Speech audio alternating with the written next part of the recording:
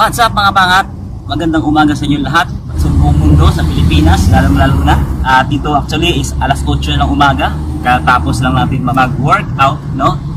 Exercise para siyempre iwas cholesterol, taba. I watched that. So kaya naisip ako mag-video.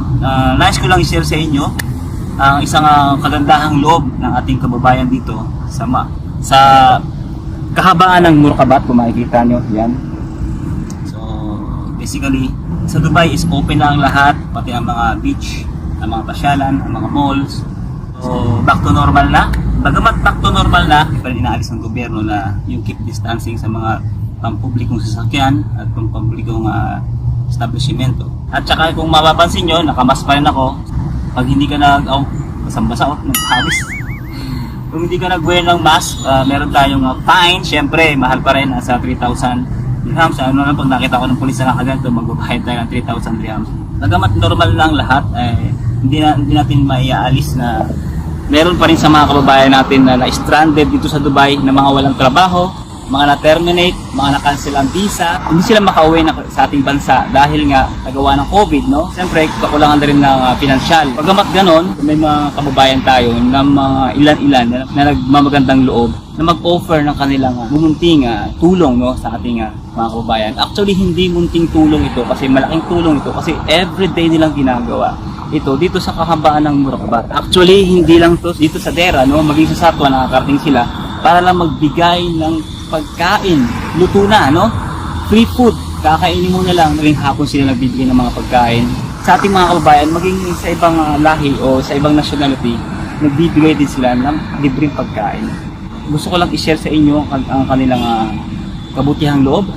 Kung bago ka pa lang dito sa aking channel, don't forget to subscribe para laging updated sa mga buhay-buhay dito sa Dubai at sa mga tutorial nating i-upload. Let's go! Roll VTR!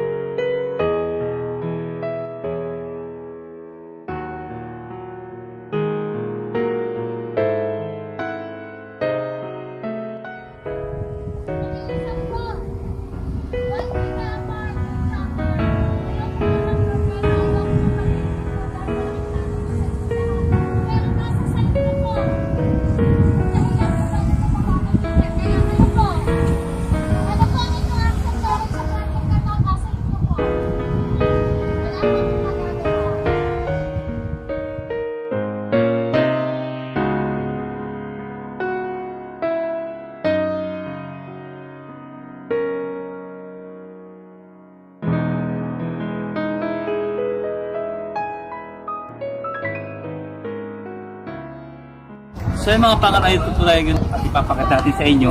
Yung nagmamagandang loob ay nagbibigay ng mga pagkain araw-araw yan dito sa kahabaan ng Murakabat para tulungan ang ating mga kababayan na nangangailangan, no? Na higit na nangangailangan dito sa araw ng pandemic, sa panahon ng pandemic. Simula pa nung nag-start ang lockdown, nagbigay na sila ng ayuda dito sa ating mga kababayan, mga Pilipino. Kaya maraming salamat. Saludo kami sa inyo, sa mga tumutulong sa ating mga kababayan.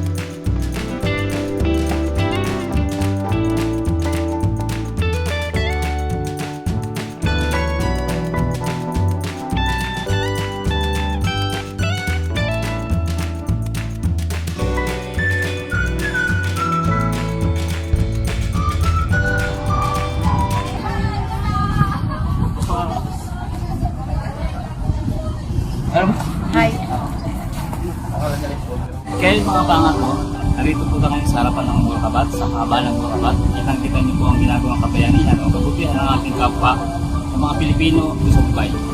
Kaya magpapasalamat tayo sa mga tumutulong sa ating mga kababayan dito sa Dubai sa kabila ng pandemic. Simula pa ng pandemic sa mga na-terminate, no work, no pay, at saka sa mga 40% na ibinibigay ng sweldo ng ating mga kumpanya ngayon. Ang lahat ito sila hanggang tumulong sa ating mga kababayan na nangangailangan. Nagbibigay silang kain araw-araw. Kaya marami salamat sa iyo. Ako sino ka man, saludo kami mga Pilipino sa iyo. Maraming salamat sa patuloy na pagbibigay ng ayuda sa ating mga kababayan.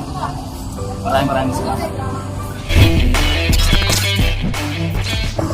So yun mga pangat, nakita nyo na ang kagandahang loob na binihagi ng ating kababayan, no? Na hindi ko nakuha ang pangalan at hindi ko rin siya na-interview kasi gawa ng mga panahon na yun busy, kaya hindi na ako nakapag-interview sa kanya. Pero maraming salamat sa iyo, sampu ng iyong pamilya, Madam, sa iyong binigay na pagtulong, no? Isa kang bayain na gumawa ka ng kabutihan sa ating mga kababayan. Kaya maraming salamat sa iyo. At sa mga nanonood, please, kung bago ka pa lang, don't forget to subscribe and click notification bell para update ka sa mga buhay-buhay dito sa Dubai. Maraming salamat at see you on the next one. Let's go!